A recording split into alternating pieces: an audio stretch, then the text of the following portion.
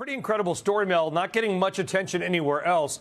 The energy grid operator for the entire mid-Atlantic area basically warned that if things keep going the way they are, there may not be enough electricity to meet demand in just 7 years. Okay, it's called PJM Interconnection.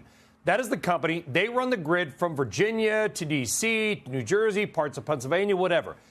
The report is long and is filled with technical jargon, but the basic takeaways are these. The electrification of everything and the growth of data centers in particular are going to drive electricity demand higher. We know that.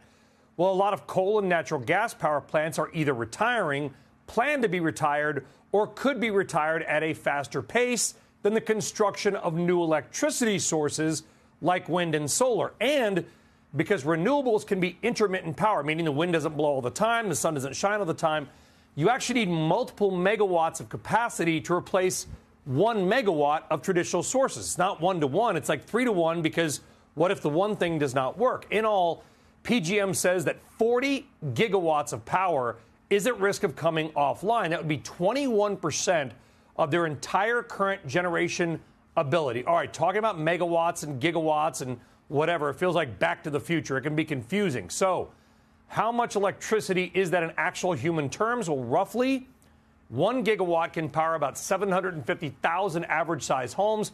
So 40 gigawatts is like 30 million homes worth of power from Virginia to New Jersey. The report is technical, guys. It is dry. It is filled with industry-specific terms. But here's the bottom line ripped directly from the report. I'm actually just going to show you and read a direct line from this report.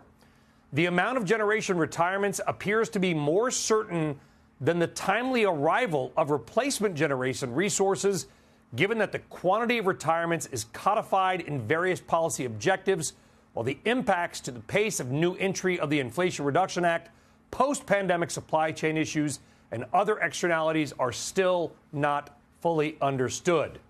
Word salad. In other words, right now, there are more power plants being shut down, or that could be shut down, and may come online in the next 7 years if goals are not met.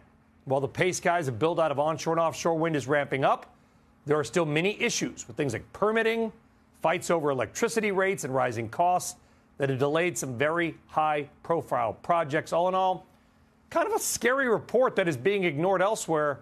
By the way, we invited PJM CEO on for an interview. They declined. In fact, they wrote me back and said, no PJM executive, CEO, no one else would ever be made available. Not ever, but not this time at least.